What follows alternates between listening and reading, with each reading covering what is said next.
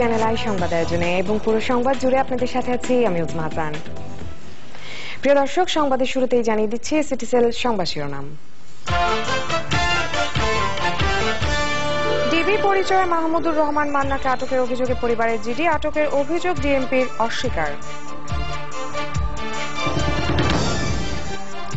এপ্রিলের শেষ দিকে ঢাকা উত্তর ও ঢাকা দক্ষিণ সিটি কর্পোরেশন নির্বাচন, 10 মার্চের পর তফসিল ঘোষণা। বয়স বিবেচনায় পলাতক রাজাকার জব্বারের আমৃত্যু কারাদণ্ডের আদেশ, হত্যা গণহত্যা সহ সব অভিযোগ প্রমাণিত। সন্ত্রাসের বিরুদ্ধে বাংলাদেশের অবস্থান সুস্পষ্ট, বললেন প্রধানমন্ত্রী, সেই আদর্শে সশস্ত্র বাহিনীকে এগিয়ে যাওয়ার আহ্বান। এবং তাসকিনের বলে আঙ্গুলে আঘাত পেলেও পরের ম্যাচই খেলবেন মুশফিক আল আমিন, অধ্যায় ভুলে টাইগারদের প্রস্তুতি।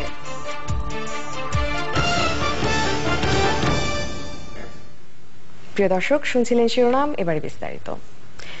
রাজধানীর বনানীর বড় ভাইয়ের বাসা থেকে ডিবি পরিচয় নাগরিক ঐক্যের আহ্বায়ক মাহমুদুর রহমান মান্নাকে নিয়ে যাওয়া হয়েছে বলে অভিযোগ করেছে তার পরিবার। ডিএমপির মুখপাত্র অবশ্য তাকে আটকের কথা অস্বীকার করেছেন। মান্নার সন্ধান জানতে তাই বনানী থানায় জিডি করেছেন তার এক আত্মীয়। এনামুল কবির, রূপমের রিপোর্ট। টেলিফোনে সাবেক মেয়র ও বিএনপি নেতা সাদেক হোসেন খোকা এবং 111-এর কুশীলব দাবিদার একজনের সঙ্গে টেলিফোন সংলাপ ফাঁস হওয়ার পর মাহমুদুর রহমানকে গ্রেপ্তারের দাবি ওঠে। সরকার উৎখাতের ষড়যন্ত্রের অভিযোগে রাতে রাজধানীর 17 থানায় জিডি হয় তার বিরুদ্ধে। স্বজনদের অভিযোগ, রাত 3:30টার দিকে ডিবি পরিচয়ে ভাইয়ের বনানী বাসা থেকে সাদা মাইক্রোবাসে উঠিয়ে নিয়ে যাওয়া হয় মান্নাকে। আমি প্রথমে গাড়ি দেখিনি, আমি যখন আমার চাচাকে নিয়ে যাওয়া হচ্ছিল, গাড়িতে ওঠানো হচ্ছিল, তখন আমি একটা মাইক্রো দেখেছি। ওনারা নেওয়ার সময় কিছু বলেনি, ওনাকে রেডি হয়ে যেতে বলেছিল। তখন আমার চাচা একটু সময় চাচ্ছিলেন যাতে উনি ড্রেস আপ করতে পারেন, উনি ড্রেস আপ করে উনি চলে যান, আমি ওনাকে গাড়িতে ওষুধটা দিয়ে আসি। সকালে ডিএমপির মুখপাত্র জানান তারা মান্নাকে আটক করেনি। তদন্তের প্রয়োজনে তাকে আটক করার কোনো প্রয়োজন নেই, কারণ তাকে সেই ক্ষেত্রে তাকে জিজ্ঞাসাবাদ করার প্রয়োজন হলে তাকে আমরা ডেকে কিংবা তার বাসায় গিয়ে বা সুবিধাজনক জায়গাতে জিজ্ঞাসাবাদ করার সুযোগ রয়েছে। কথোপকথনের সেই অজ্ঞাত ব্যক্তিকে শনাক্ত করতে তাকে অন্য কেউ আটক করেছে কিনা সেই শঙ্কায় বনানী থানায় আসেন তার স্বজনরা। তারা সবাই সাদা পোশাকে, নরমাল আমরা যেরকম প্যান্ট শার্ট পরি এরকম পরা ছিল, একজনের জ্যাকেট পরা ছিল। আগে ভাবলাম যে ঠিক আছে, ডিবি নিয়ে গেছে, অভিযোগ সত্য মিথ্যা ওটা তো আমরা যাচাই করব না, ঠিক আছে চলে গেছে, মামলা মোকদ্দমা হবে, law will take its own course. আমরা বেলা 9টা পর্যন্ত আন্ডার দিস ইমপ্রেশন আমরা ছিল। তারপরে যখন এই ঘুরে গেল, এই কথা বলা শুরু করলো, তখন আমরা ওয়ারিড, অ্যালার্মড হয়ে গেলাম, কারণ অনেক কিছু তো হচ্ছে দেশে। মাহমুদুর রহমান মান্না আটক হয়েছেন কিনা, হয়ে থাকলে কারা তাকে আটক করলো জানতে মাঠে নেমেছে গোয়েন্দারা। চেষ্টা হচ্ছে আশপাশের বাসা ও অফিসের সিসি ক্যামেরার ফুটেজ সংগ্রহের। Enamul Kabir, Rupam, channel I, Dhaka. এপ্রিলের শেষ দিকে হবে ঢাকা 2 সিটি কর্পোরেশন নির্বাচন, 10 মার্চের পর তফসিল ঘোষণার কথা জানিয়েছেন নির্বাচন কমিশন সচিবালয়ের সচিব মোহাম্মদ সিরাজুল ইসলাম। ডিসিসি নির্বাচনের জন্য রাজধানী ভোটার তালিকা পুনর্বিন্যাস করবে ইসি। রিপোর্ট সোমা ইসলামের। এক যুগ আগে সিটি কর্পোরেশন নির্বাচন হয়েছিল রাজধানী ঢাকায়। সর্বশেষ 2012 সালে 24 মে ডিসিসি নির্বাচনের তারিখ ঘোষণা করেও আইনি জটিলতায় সরে আসতে হয় ইসিকে। সোমবার প্রধানমন্ত্রী শেখ হাসিনা ঢাকা 2 সিটি কর্পোরেশন নির্বাচন অনুষ্ঠানের প্রস্তাবে অনুমোদন দেওয়ার পর সীমানা সংক্রান্ত জটিলতা অবসানের গেজেট পাঠিয়ে ইসিকে নির্বাচনের অনুরোধ জানায় স্থানীয় সরকার মন্ত্রণালয়। 2 সপ্তাহের মধ্যে মাঠ পর্যায়ের কাজ শেষ করে সপ্তাহ দুয়েকের মধ্যে নির্বাচনের তফসিল ঘোষণার প্রস্তুতি নিচ্ছে নির্বাচন কমিশন। আমাদের লজিস্টিক সমস্ত প্রস্তুতি আছে, ইতোমধ্যে আমরা নথি উপস্থাপিত করেছি, এটি কমিশনে গেছে, মাঠ পর্যায়ে প্রস্তুতি। আমরা রাফলি একটি চিন্তা করছি যে বাই 10 মার্চ আমি আমার প্রস্তুতি যেটি এটি আমি সম্পন্ন করে ফেলতে পারবো। কমিশন বলছে নির্বাচন অনুষ্ঠানের জন্য ইসির সব ধরনের প্রস্তুতি আছে। এপ্রিলের শেষ নাগাদ নির্বাচন হলে পরীক্ষায় কোনো সমস্যা হবে কিনা সে বিষয়গুলো খতিয়ে দেখছে ইসি। শিক্ষা মন্ত্রণালয়ের সাথে আলোচনা করে এটি করতে পারে। শিক্ষা সচিব যদি কোনো সমস্যা মনে না করেন, নির্বাচন কমিশন সচিবালয়ের সচিব হিসাবে আমার মনে হয় যে আমি এটি মনে করবো না কোনো সমস্যা আছে। শিক্ষার্থীদের পরীক্ষায় যেন কোনো রকম বিঘ্ন সৃষ্টি না হয় সেটি নির্বাচন কমিশন অবশ্যই দেখবে। ঢাকার পর জুন মাসে হবে চট্টগ্রাম সিটি কর্পোরেশন নির্বাচন। সোমা ইসলাম, চ্যানেল আই, ঢাকা।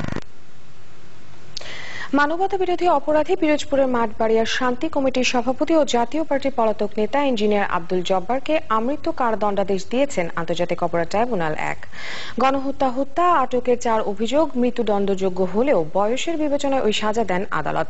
একটি অভিযোগে ২০ বছরের কারাদণ্ডাদেশ ও ১০ লাখ টাকা জরিমানাও করা হয়েছে তাকে। মাজহারুল হক মান্নার রিপোর্ট। বিচার কার্যক্রম শেষ হওয়ার ২.৫ মাস পরে রায় ঘোষণা পিরোজপুরের মঠবাড়িয়ার জাতীয় পার্টির নেতা ইঞ্জিনিয়ার আব্দুল জব্বারের মামলায়। আসামি পলাতক থাকায় রায় ঘোষণাকে কেন্দ্র করে কড়াকড়ি কম ছিল ট্রাইব্যুনালের ভেতরে বাইরে। এজলাসেও ছিল না অন্যান্য মামলার মতো গণমাধ্যম ও বিশিষ্ট ব্যক্তিদের ভিড়।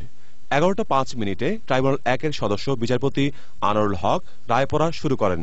সে সময় জব্বারের বিষয় সংক্ষিপ্ত পর্যবেক্ষণ তুলে ধরেন ট্রাইব্যুনালের অপর সদস্য বিচারপতি জাহাঙ্গীর হোসেন।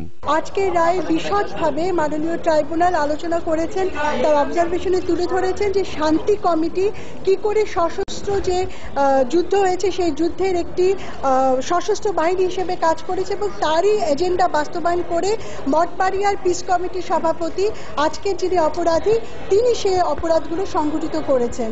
১৪১ পৃষ্ঠার মধ্যে সংক্ষিপ্ত রায় পড়া শেষে জব্বার রাজাকারকে কি সাজা দেওয়া হলো তা পাঠ করেন ট্রাইব্যুনালের চেয়ারম্যান বিচারপতি ইনায়েতুর রহিম।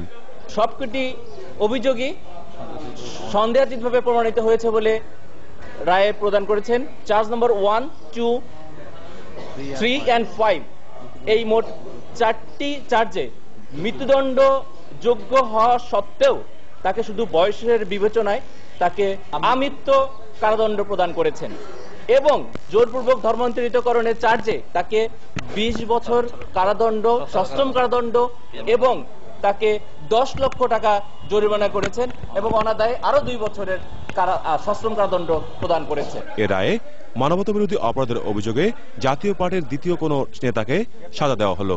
আব্দুল জব্বারের মামলায় দেওয়া রায়ের বিরুদ্ধে আপিল করা হবে কিনা সে সম্পর্কে জানিয়েছে রাষ্ট্রপক্ষ। পূর্ণাঙ্গ রায় পাওয়ার পরে আমাদের মাননীয় চিফ প্রসিকিউটর এবং অন্যান্য প্রসিকিউটর বৃন্দ সেই রায় পর্যালোচনা করে আমরা এই ব্যাপারে পদক্ষেপ গ্রহণ করব। আইন অনুযায়ী রায় ঘোষণার দিন থেকে 30 দিনের মধ্যে আপিল করার সুযোগ থাকলেও রাজাকার আব্দুল জব্বার পলাতক থাকায় সে সুযোগ পাবে না আসামি। মাজহারুল হক মান্না, চ্যানেল আই, ঢাকা। প্রধানমন্ত্রী শেখ হাসিনা বলেছেন, বিশ্ব শান্তি এবং সকল প্রকার সন্ত্রাসের বিরুদ্ধে বাংলাদেশের অবস্থান অত্যন্ত সুস্পষ্ট। সে আদর্শকে সামনে রেখে সশস্ত্র বাহিনীকে সামনে এগিয়ে যেতে হবে। Defence services command and staff কলেজে গ্র্যাজুয়েশন অনুষ্ঠানে প্রধানমন্ত্রী বলেন, বাংলাদেশকে শান্তিময় দেশ হিসেবে প্রতিষ্ঠা করতে কাজ করছে সরকার। রিপোর্ট করছেন তারিকুল ইসলাম মাসুম। মিরপুর সেনানিবাসে defence services command and staff কলেজের 2014-15 শিক্ষাবর্ষের গ্রাজুয়েশন অনুষ্ঠানে প্রধান অতিথি ছিলেন প্রধানমন্ত্রী শেখ হাসিনা। বাংলাদেশ সহ বিভিন্ন দেশের সশস্ত্র বাহিনীর মধ্যম সারির 214 জন কর্মকর্তার হাতে সার্টিফিকেট তুলে দেন প্রধানমন্ত্রী। Lieutenant colonel Mahmud Farzan Jordan ভাষণে বলেন, ফোর্সেস গোল 2030 এর আওতায় সশস্ত্র বাহিনীর উন্নয়ন ও আধুনিকায়নে উল্লেখযোগ্য কার্যক্রম গ্রহণ করেছে সরকার। শুধু দেশে নয়, বহির্বিশ্বেও বাংলাদেশ সশস্ত্র বাহিনীর সদস্যরা সততা, নিষ্ঠা ও দক্ষতার সাথে দায়িত্ব পালন করে প্রশংসা ও সুনাম অর্জন করেছে। সমমর্যাদা ভিত্তিতে সকলের সঙ্গে বন্ধুত্ব, কারোর সাথে বৈরিতা নয়। আন্তর্জাতিক শান্তি ও নিরাপত্তা প্রতিষ্ঠায় আমরা অঙ্গীকারবদ্ধ। বিশ্ব শান্তি রক্ষা এবং সকল প্রকার সন্ত্রাসের বিরুদ্ধে আমাদের অবস্থান অত্যন্ত সুস্পষ্ট।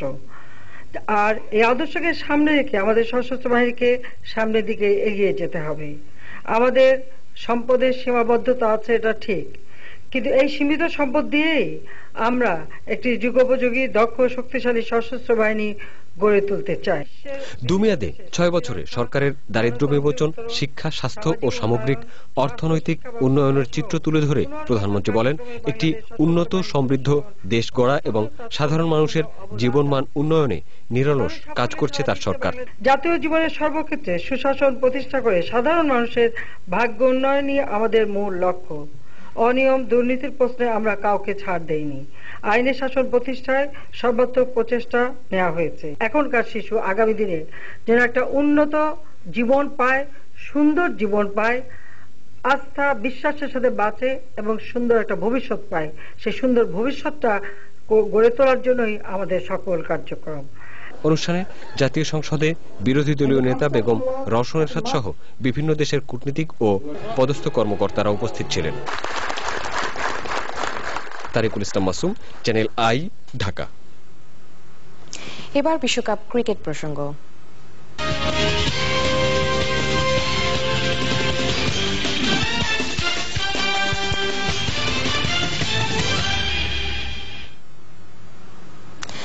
মেলবোর্ন ক্রিকেট গ্রাউন্ডে প্রথম দিনের অনুশীলন সেশনটা ভালো যায়নি বাংলাদেশ দলের। পেসার তাসকিনের বলে ডান হাতের বুড়ো আঙুলে আঘাত পেয়েছেন মুশফিকুর রহিম। এক্সরে রিপোর্টে জানা গেছে আঘাত মারাত্মক নয়। এত কিছু পরও শ্রীলঙ্কার বিপক্ষে ম্যাচের জন্য টিম টাইগার্স পুরোপুরি প্রস্তুত বলে জানিয়েছেন bowling coach head stack. Melbourne থেকে জানাচ্ছেন সাইদুর রহমান শামীম। ক্রিকেট দুনিয়ার সেরা ভেন্যু মেলবোর্ন ক্রিকেট গ্রাউন্ডে প্রথমবারের মতো বাংলাদেশ দল 26শে ফেব্রুয়ারি শ্রীলঙ্কার বিপক্ষে বিশ্বকাপের ম্যাচ দিয়ে অস্ট্রেলিয়ার এই ঐতিহাসিক ভেন্যুতে অভিষেক হবে লাল সবুজের। এই ভেন্যুতে 22শে ফেব্রুয়ারি ভারত সাউথ আফ্রিকার ম্যাচ দেখেছে 84,000 দর্শক। মেলবোর্ন মাঠে এটাই সবচেয়ে বেশি দর্শকের উপস্থিতি। উপমহাদেশের দুই রাষ্ট্র বাংলাদেশ শ্রীলঙ্কার ম্যাচে অত দর্শক হবে কিনা তা নিশ্চিত নয়, তবে মেলবোর্নে লাল সবুজের উপস্থিতি আবেগ আপ্লুত করছে অনেককেই। এখানে কিন্তু প্রত্যেকটা ক্রিকেটার একটা স্বপ্ন থাকে যে এই মাঠে যদি খেলা সৌভাগ্য হয়, সেই সৌভাগ্যটা আমাদের চলে এসছে এবং এমন একটা ইভেন্টে এসছে যে বিশ্বকাপ, এবং এত বড় একটা ইভেন্টে একটা ভালো আমাদের টিম একটা ভালো পজিশনে আছে। আমরা আশা করব যে এই বড় ইভেন্টে বড় অভিষেকটা যেন এমনভাবে হয় যেন সারা জীবন আমরা আমি সম্পূর্ণ করে ফেলতে পারবো। কমিশন বলছে নির্বাচন অনুষ্ঠানের জন্য ইসির সব ধরনের প্রস্তুতি আছে। এপ্রিলের শেষ নাগাদ নির্বাচন হলে পরীক্ষায় কোনো সমস্যা হবে কিনা সে বিষয়গুলো খতিয়ে দেখছে ইসি। শিক্ষা মন্ত্রণালয়ের সাথে আলোচনা করে এটি করতে পারে। শিক্ষা সচিব যদি কোনো সমস্যা মনে না করেন, নির্বাচন কমিশন সচিবালয়ের সচিব হিসাবে আমার মনে হয় যে আমি এটি মনে করবো না কোনো সমস্যা আছে। শিক্ষার্থীদের পরীক্ষায় যেন কোন রকম বিঘ্ন সৃষ্টি না হয় সেটি নির্বাচন কমিশন অবশ্যই দেখবে। ঢাকার পর জুন মাসে হবে চট্টগ্রাম সিটি কর্পোরেশন নির্বাচন। সোমা ইসলাম, চ্যানেল আই, ঢাকা। মানবতা বিরোধী অপরাধী পিরোজপুরের মাঠবাড়িয়ার শান্তি কমিটির সভাপতি ও জাতীয় পার্টির পলাতক নেতা ইঞ্জিনিয়ার আব্দুল জব্বারকে আমৃত্যু কারাদণ্ডাদেশ দিয়েছেন আন্তর্জাতিক অপরাধ ট্রাইব্যুনাল 1। গণহত্যা, আটকের 4 অভিযোগ মৃত্যুদণ্ডযোগ্য হলেও বয়সের বিবেচনায় ওই সাজা দেন আদালত। একটি অভিযোগে 20 বছরের কারাদণ্ডাদেশ ও 10 লাখ টাকা জরিমানাও করা হয়েছে তাকে। মাজহারুল হক মান্নার রিপোর্ট। বিচার কার্যক্রম শেষ হওয়ার 2.5 মাস পরে রায় ঘোষণা পিরোজপুরের মঠবাড়িয়ার জাতীয় পার্টির নেতা ইঞ্জিনিয়ার আব্দুল জব্বারের মামলায়। আসামি পলাতক থাকায় রায় ঘোষণাকে কেন্দ্র করে কড়াকড়ি কম ছিল ট্রাইব্যুনালের ভেতরে বাইরে। এজলাসেও ছিল না অন্যান্য মামলার মতো গণমাধ্যম ও বিশিষ্ট ব্যক্তিদের ভিড়। 11:05 ট্রাইব্যুনাল 1-এর সদস্য বিচারপতি আনোয়ারুল হক রায় পড়া শুরু করেন। সে সময় জব্বারের বিষয় সংক্ষিপ্ত পর্যবেক্ষণ তুলে ধরেন। অনিয়ম দুর্নীতির প্রশ্নে আমরা কাউকে ছাড় দেইনি। আইনের শাসন প্রতিষ্ঠায় সর্বাত্মক প্রচেষ্টা নেওয়া হয়েছে। এখনকার শিশু আগামী দিনে যেন একটা উন্নত জীবন পায়, সুন্দর জীবন পায়, আস্থা বিশ্বাসের সাথে বাঁচে এবং সুন্দর একটা ভবিষ্যৎ পায়। সেই সুন্দর ভবিষ্যৎটা গড়ে তোলার জন্যই আমাদের সকল কার্যক্রম। অনুষ্ঠানে জাতীয় সংসদে বিরোধী দলীয় নেতা বেগম রওশন এরশাদ সহ বিভিন্ন দেশের কূটনীতিক ও পদস্থ কর্মকর্তারা উপস্থিত ছিলেন। তারিকুল ইসলাম মাসুম, চ্যানেল আই, ঢাকা। এবার বিশ্বকাপ ক্রিকেট প্রসঙ্গ।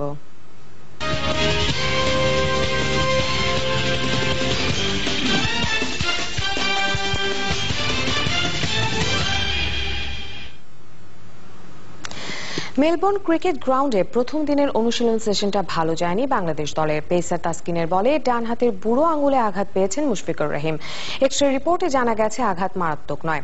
এত কিছু পরও শ্রীলঙ্কার বিপক্ষে ম্যাচের জন্য টিম টাইগার্স পুরোপুরি প্রস্তুত বলে জানিয়েছেন bowling coach head stack. Melbourne থেকে জানাচ্ছেন সাইদুর রহমান শামীম। ক্রিকেট দুনিয়ার সেরা ভেন্যু মেলবোর্ন ক্রিকেট গ্রাউন্ডে প্রথমবারের মতো বাংলাদেশ দল 26শে ফেব্রুয়ারি শ্রীলঙ্কার বিপক্ষে বিশ্বকাপের ম্যাচ দিয়ে অস্ট্রেলিয়ার এই ঐতিহাসিক ভেন্যুতে অভিষেক হবে লাল সবুজের। এই ভেন্যুতে 22শে ফেব্রুয়ারি ভারত সাউথ আফ্রিকার ম্যাচ তারপরে যখন এই ঘুরে গেল এই কথা বলা শুরু করলো তখন আমরা ওয়ারিড অ্যালার্মড হয়ে গেলাম, কারণ অনেক কিছু তো হচ্ছে দেশে। মাহমুদুর রহমান মান্না আটক হয়েছেন কিনা, হয়ে থাকলে কারা তাকে আটক করলো জানতে মাঠে নেমেছে গোয়েন্দারা। চেষ্টা হচ্ছে আশপাশের বাসা ও অফিসের সিসি ক্যামেরার ফুটেজ সংগ্রহের। Enamul Kabir Rupam, channel I, Dhaka.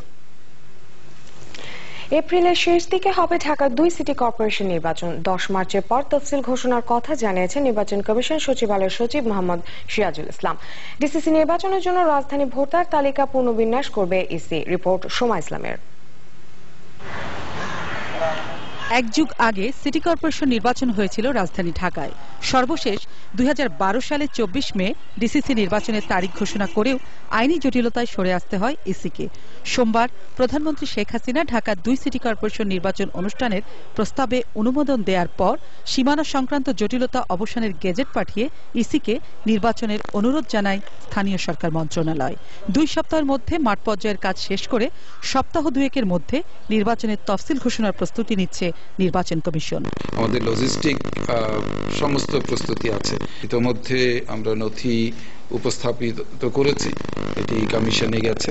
মাঠ পর্যায়ে প্রস্তুতি আমরা রাফলি একটি চিন্তা করছি যে বাই 100% নর্মাল আমরা যেরকম প্যান্ট শার্ট পরি এরকম করা ছিল, একজনের একটু জ্যাকেট পরা ছিল, দেওয়া ছিল।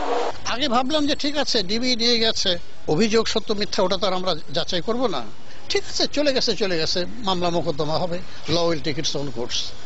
আমরা বেলা 9টা পর্যন্ত আন্ডার দিস ইমপ্রেশন আমরা ছিল।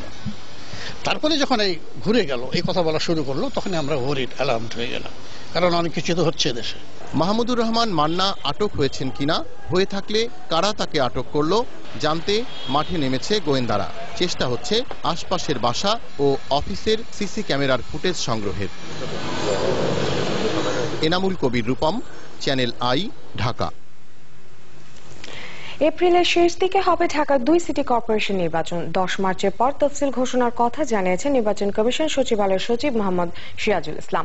ডিসিসি নির্বাচনের জন্য রাজধানী ভোটার তালিকা পুনর্বিন্যাস করবে ইসি। রিপোর্ট সোমা ইসলামের।